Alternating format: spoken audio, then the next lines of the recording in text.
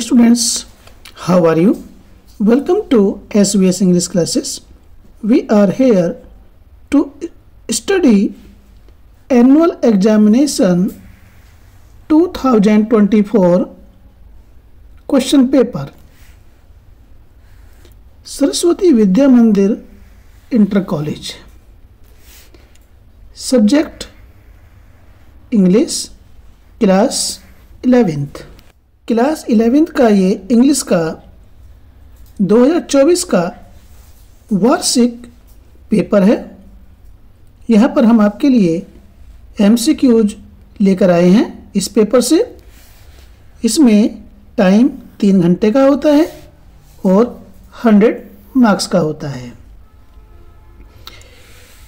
इस वर्ष जो पेपर आया है स्टूडेंट्स, उसमें शुरू में ही 20 क्वेश्चंस MCQs के हैं जो हमारी वोकेबलरी पर बेस्ड है. इससे ये जानकारी होती है कि हमें वोकेबलरी को अच्छे से तैयार करना चाहिए. जब तक वोकेबलरी अच्छी नहीं होगी तब तक हमारा इंग्लिश का सब्जेक्ट अच्छा हो ही नहीं सकता. तो आइए शुरू करते हैं. इसमें कुछ जनरल इंस्ट्रक्शंस हैं, यानी कि सामान्य निर्देश हैं.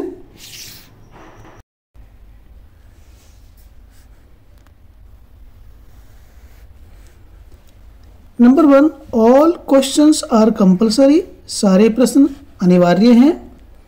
Number 2, marks are indicated against questions. Marks अंक आर इंडिकेटेड दर्शाए गए हैं अगेंस्ट क्वेश्चंस, प्रश्नों के सामने.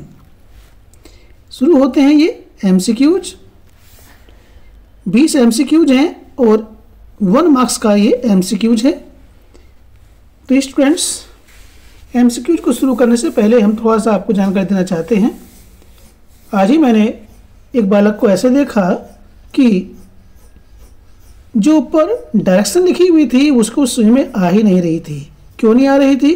क्योंकि उसकी वोकेबलरी वीक थी. इसलिए यदि आप अंग्रेजी को आसान बनाना चाहते हैं, इजी बनाना चाहते हैं, तो आपको शब्द अर्थ तो याद करने पड़ेंगे ही, क्योंकि हम हिंदी मीडियम के स्टूडेंट्स हैं. जब तक वर्ड मीनिंग और स्पेलिंग याद नहीं होगी, हमारे लिए अंग्रेजी सब्जेक्ट कभी भी आसान हो ही नहीं सकता. और इसको आसान करने का एक ही तरीका है, सबसे पहले शब्द अर्थ और शब्द की स्पेलिंग याद करना. तो आइए शुरू करते हैं.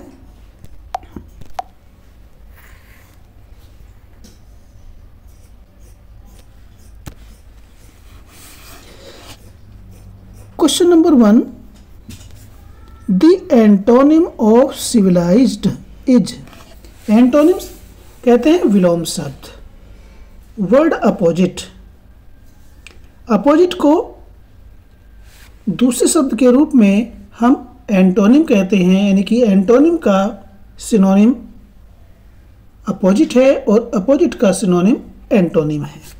तो यहाँ पर सिविलाइज्ड का हमें एंटोनिम लिखना है. ए, clean.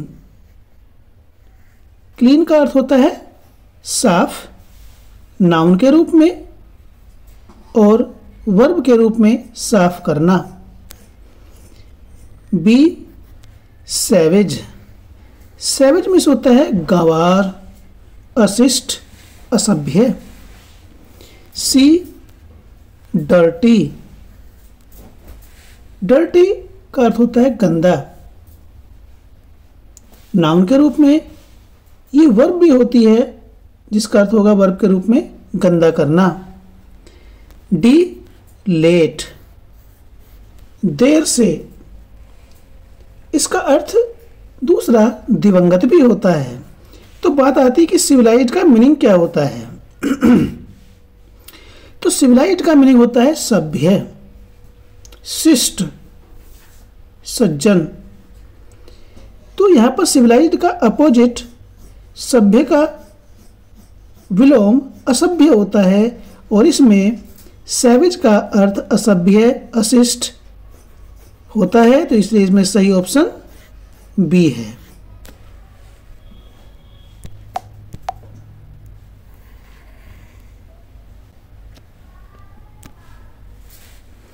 Question number 2, the antonym of find is. Find जो शब्द है इसका विलोम लिखना है। 4 ऑप्शंस में से जो इसका एंटोनिम है उसको टिक करना है। फाइंड मीन्स होता है ढूंढना या पाना। ठीक। ए लूज खोना, बी हेल नर्क या जहन्नुम भी इसको बोलते हैं उर्दू में, सी प्योर शुद्ध या पवित्र, डी रेस्ट आराम। नाउन के रूप में आराम करना ये वर्ब हो जाएगी। तो फाइंड का मीनिंग होता है पाना और लूज मीन्स खोना। तो इसका सही ऑप्शन होगा ए।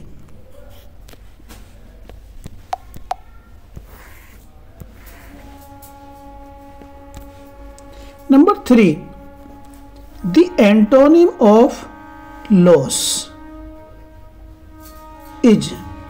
तो लॉस का विलोम होता है, लॉस मीन्स होता है हानि, और इसका विलोम अपोजिट या एंटोनिम होगा लाभ। अब देखते हैं इसमें नीचे 4 दिए गए ऑप्शंस में से किसका अर्थ लाभ है।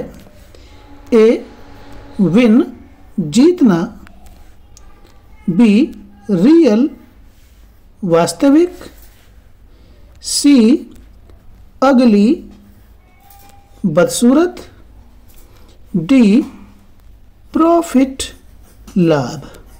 तो लॉस का जो लॉस वर्ड है इसका अपोजिट प्रॉफिट होगा। ठीक है student. Number 4, the synonym of cost is. Synonym कहते हैं पर्यायवाची। कॉस्ट का पर्यायवाची है। कॉस्ट मीन्स होता है लागत। किसी भी वस्तु के निर्माण में जो लागत आती है, जो खर्चा आता है, वो कॉस्ट होती है।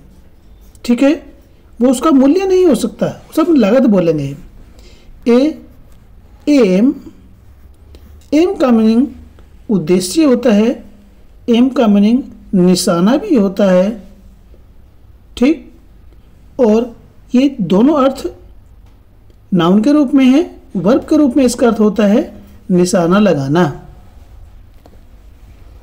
बी प्राइस मूल्य, सी ओल्ड मीन्स पुराना, डी पेयर मीन्स होता है जोड़ा। 2 के समूह को पेयर कहते हैं। तो कॉस्ट मीन्स होता है लागत और प्राइस मीन्स होता है मूल्य। हम किसी भी चीज़ को, किसी वस्तु जो निर्मित की है उसे कॉस्ट में नहीं बेच सकते हैं, उसका अलग से प्राइस रखा जाएगा जिसमें लाभ भी शामिल होगा। ठीक है। तो वैसे कॉस्ट और प्राइस दोनों हम बोलचाल में तो एक ही बोल कर देते हैं, लेकिन कॉस्ट का अर्थ होता है लागत और प्राइस का मीनिंग होता है मूल्य, जिस पर कोई वस्तु बेची जाती है। लेकिन यहाँ पर इसका ऑप्शन प्राइस ही होगा। ठीक है स्टूडेंट्स।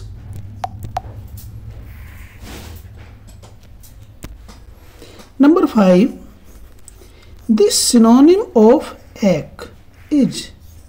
एक का पर्यायवाची है। एक का अर्थ बाद में बताएंगे, पहले इनके ऑप्शंस के अर्थ देखते हैं। ए पेन दर्द या कष्ट, पीड़ा। बी कैच पकड़ना, सी फोर्ट मीन्स होता है किला, डी एक्ट मीन्स कार्य या कार्य नाउन हो गया और वर्ब के रूप में कार्य करना। तो एक मीन्स होता है पीड़ा या कष्ट। तो एक का सिनोनिम होगा pen. Number 6, this synonym of pool is. Pool, pool means होता है तालाब, तड़ाग। तड़ाग या तालाब का पर्यायवाची क्या है इसमें देखते हैं। ए लास्ट, अंतिम, बी एर, एर मीन्स होता है गलती करना या भूल करना, सी फूल मूर्ख, डी पोंड तालाब। पूल का मीनिंग भी तालाब होता है और पोंड का मीनिंग भी तालाब होता है, इसलिए पूल का पर्यायवाची सिनोनिम डी हुआ। Number 7, comparative degree of good is. Good की कंपैरेटिव डिग्री है, क्या है? गुड मीन्स अच्छा होता है। ए बेस्ट, सबसे अधिक अच्छा, ये गुड की सुपरलेटिव डिग्री है। बी बेटर, ये गुड की कंपैरेटिव डिग्री है। बेटर का मीन्स होता है अधिक अच्छा। सी इविल, बुराई। डी मोर गुड, किसी भी एडजेक्टिव की इस प्रकार से कंपैरेटिव डिग्री नहीं बनाई जाती है, उस एडजेक्टिव की जिसका सिलेबल एक होता है। गुड एक बार में बोला जा रहा है, तो ऐसे एडजेक्टिव जिसका एक सिलेबल होता है से पहले मोर लगाकर कंपैरेटिव डिग्री नहीं बनाई जाती है, ये नहीं होगी। तो गुड की कंपैरेटिव डिग्री होती है बेटर, जो बी ऑप्शन में है। सही ऑप्शन होगा इसका बी।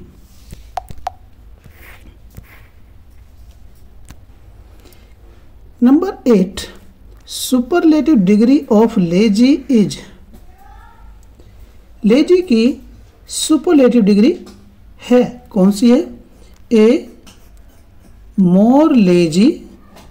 लेजी, यहाँ पर भी लेजी जो वर्ड है एडजेक्टिव है, इसका एक ही सिलेबल है, तो इसलिए इसका कंपैरेटिव बनाने के लिए मोर नहीं प्रयोग होगा।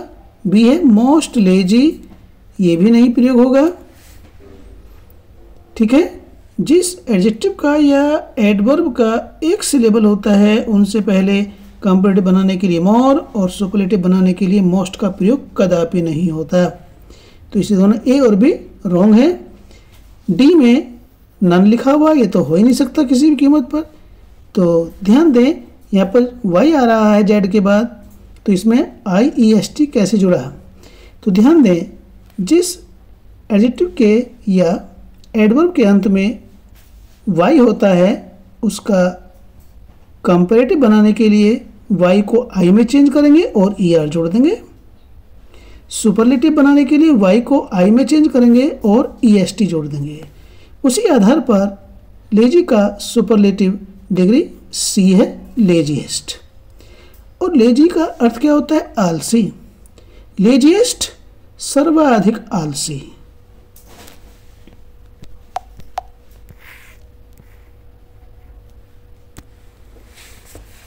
Number 9, positive degree of biggest. Biggest की पॉजिटिव डिग्री क्या है? ए बिगेस्ट मीन्स होता है सबसे अधिक बड़ा, सर्वाधिक बड़ा। A bigger. B more big. Big देखिए एक सिलेबल आ रहा है, तो ये तो हो ही नहीं सकता। C big. D beggar. ये बैगर मीन्स भिखारी होता है। अब ध्यान दीजिए, बिगेस्ट की पॉजिटिव डिग्री बिग होती है।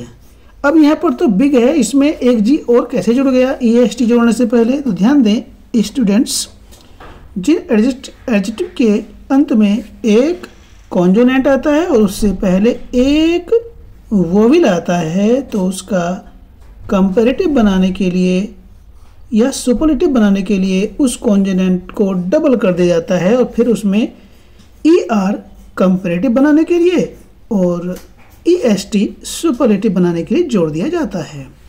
तो इसलिए यहाँ पर बिगेस्ट की पॉजिटिव डिग्री C होगी।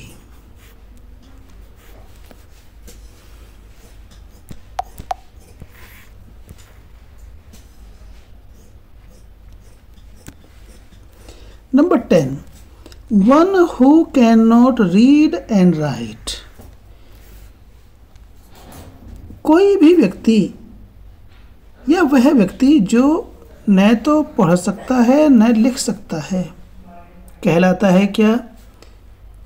A बास्टर्ड, अवैध संतान, नाजायज संतान, B डिक्टेटर, तानाशाह इसका अर्थ होता है। और जैसे कक्षा में इमला बोल करके कोई टीचर या दूसरा व्यक्ति लिखवाता है, जिसे कहते हैं लिखाने वाला, इमला बोलने वाला। इसके दो अर्थ हैं। C ड्रान, ये ड्रॉ की थर्ड फॉर्म है जिसका मीनिंग होता है या खींच चुका। D इलिटरेट, इसका अर्थ होता है अशिक्षित, अनपढ़। तो वह व्यक्ति जो ना लिख सकता है ना पढ़ सकता है उसे अनपढ़ या अशिक्षित कहते हैं। इसका सही ऑप्शन होगा D। Number 11, which causes death, जो मौत का कारण होती है, जिससे मौत आती है, उसे क्या कहते हैं? A फैटल, घातक, B ट्विंस, जुड़वा, C परोल, जमानत, D ट्रूअंट, भगोड़ा या आवारा या फिर कामचोर। तो जिससे मृत्यु आती है उसे घातक कहते हैं। इसके लिए सही ऑप्शन होगा A fatal.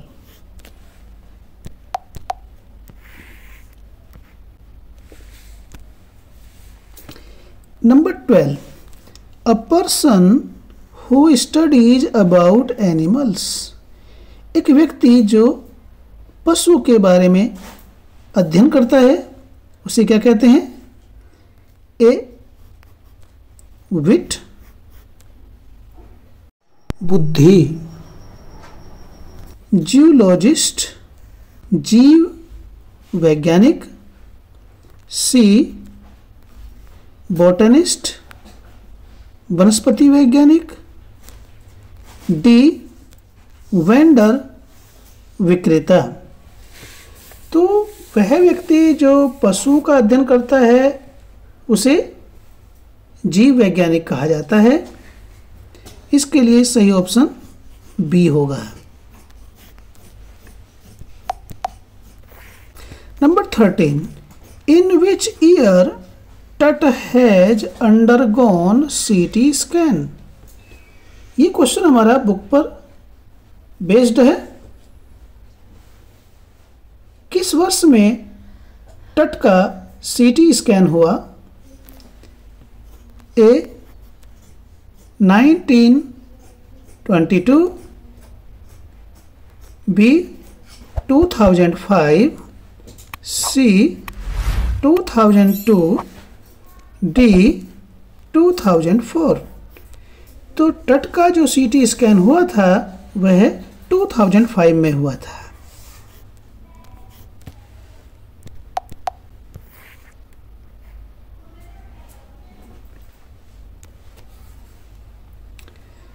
Number 14, what is Zambia.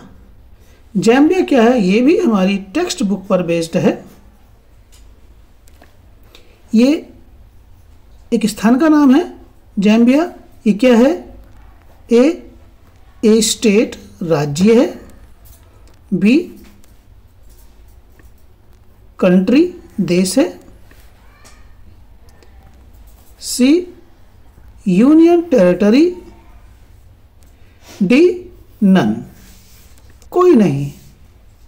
तो ये टेक्स्ट बुक पर आधारित है, इसका सही अर्थ होगा बी। ये देश का नाम है।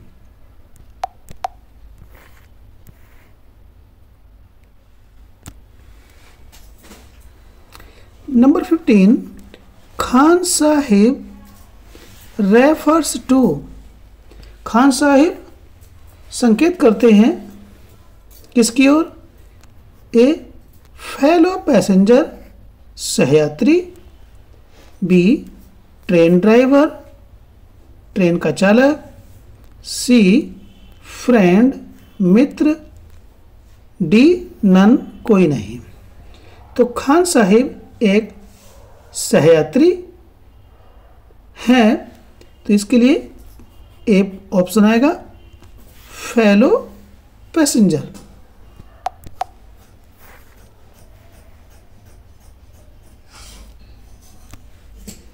नंबर 16, हु वाज तिसैतन। तिसैतन कौन था? ए ड्राइवर, चालक था। बी गाइड, मार्गदर्शक था। सी फूल, मूर्ख था। डी नन, कोई नहीं था। तो तिसैतन एक ड्राइवर का नाम था। इसका सही ऑप्शन होगा A.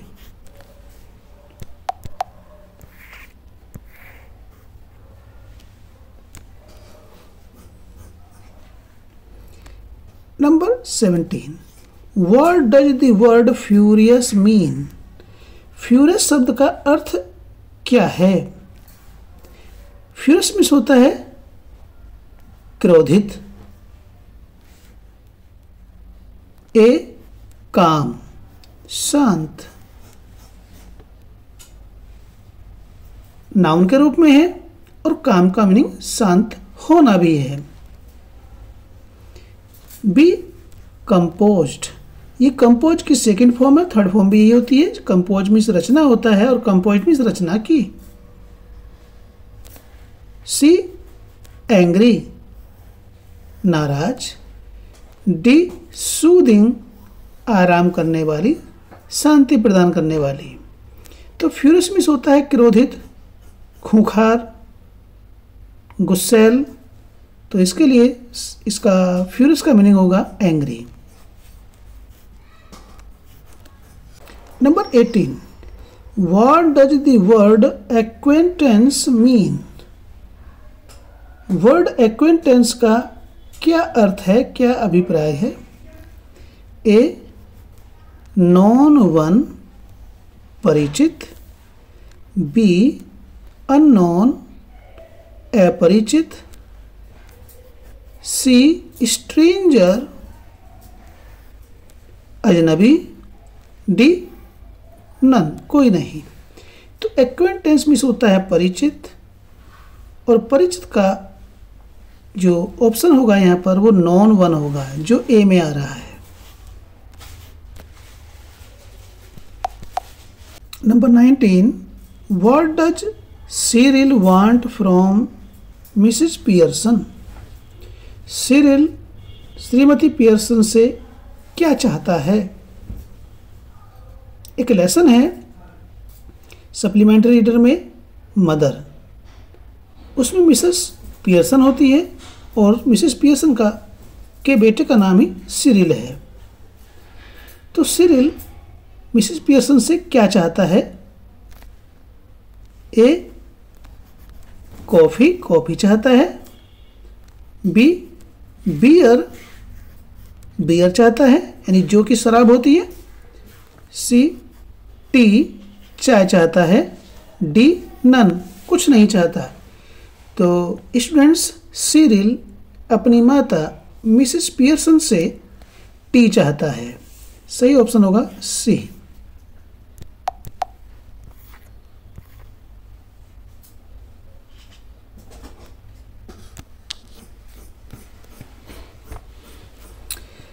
Number 20, what was Mrs Fitzgerald by profession. Mrs Fitzgerald व्यवसाय से क्या थी, क्या काम करती थी? ए विजार्ड, बी मैजिशियन, जादूगर, विजार्ड कहते हैं जादू टोना करने वाला, सी फॉर्चून टेलर, भविष्य बताने वाला, डी नन। तो students, Mrs Fitzgerald by profession fortune teller थी। सही ऑप्शन होगा इसका सी। ये है ग्रामर का सेक्शन सी। इसमें क्वेश्चन नंबर 5 है ये पेपर का। Choose a correct option to answer the following questions. निम्नांकित प्रश्नों का उत्तर देने के लिए सही ऑप्शन का चुनाव कीजिए। सन who does not believe in God, एक व्यक्ति जो ईश्वर में विश्वास नहीं रखता है या करता है उसे क्या कहते हैं? नास्तिक या अनीश्वरवादी। ए ईगोटिस्ट, ईगोटिस्ट कहते हैं अहमवादी या आत्मश्लाघी। बी अल्ट्रुइस्ट, परोपकारी सिद्धांतों वाला। अतीइस्ट कहते हैं नास्तिक, अनीश्वरवादी। डी एमिग्रेंट कहते हैं परदेश जाने वाला या प्रवासी। तो एक व्यक्ति जो ईश्वर में विश्वास नहीं करता है उसे नास्तिक या अनीश्वरवादी कहा जाता है, जिसके लिए ऑप्शन सी सही होगा, अतीइस्ट।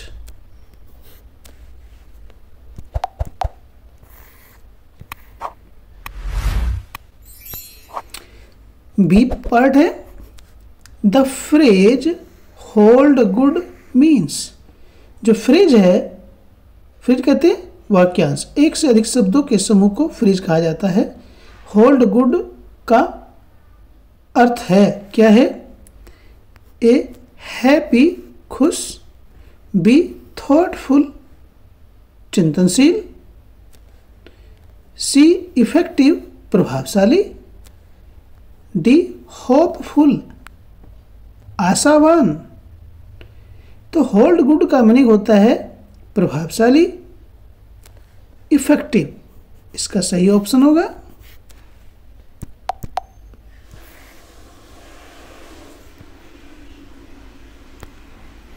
सी। This synonym of destiny is, destiny का पर्यायवाची है। ए डिफीट, हराना, ये वर्ब हो गई, और डिफीट हार, ये नाउन हो गया। बी फॉर्चून, भाग्य। सी विक्ट्री, विजय, जय, जीत। डी कॉन्फिडेंस, विश्वास। तो डेस्टिनी मिस होता है भाग्य, और इसमें जो शब्द दे रखा है वो बी में दिया हुआ है फॉर्चून, जिसका अर्थ है भाग्य। सही ऑप्शन बी होगा।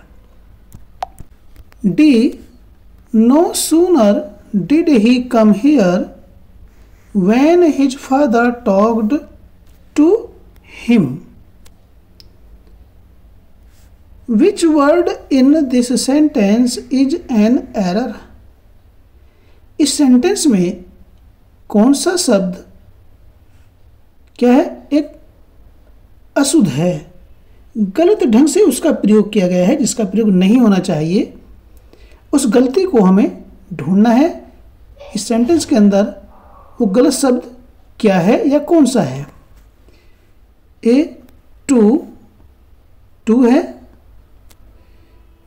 Be here. See when. D did. तो ध्यान दें स्टूडेंट्स, जब सेंटेंस के अंदर नो सूनर डिड आता है तो यहाँ दो क्लॉजेज को जोड़ने के लिए व्हेन का प्रयोग नहीं होता है।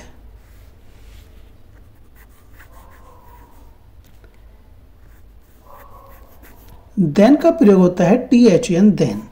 सूनर सून की कंपेरेटिव डिग्री है और किसी भी कंपेरेटिव डिग्री के बाद में THEN देन आता है, जो यहाँ व्हेन के स्थान पर आना चाहिए लेकिन नहीं आ रहा है, तो यही वर्ड हमारा क्या है, एरर है।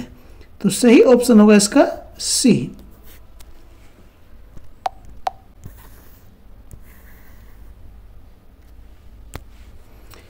ई, the antonym of patriot is. Patriot का एंटोनिम अपोजिट अर्थात विलोम है, क्या है? ए, ट्रेटर। ट्रेटर कहते हैं धोखेबाज, विश्वासघाती। बी, ब्रेव, साहसी या वीर। सी, कावर्ड, डरपोक या कायर। डी, ऑनेस्ट, ईमानदार। ब्रेव का अपोजिट कावर्ड होता है। चलो हम बात करते हैं पैट्रियट का एंटोनिम क्या है। तो पैट्रियट मीन्स होता है देशभक्त, और देशभक्त का अपोजिट होगा विश्वासघाती। तो इसका सही ऑप्शन है ए। फ्रेंड्स, इस वीडियो को हम यहीं पर समाप्त करते हैं। वीडियो अच्छा लगा तो लाइक कीजिए, चैनल पर पहली बार आए तो चैनल को सब्सक्राइब कीजिए। फिर मिलते हैं नए वीडियो के साथ। Till then take care, bye.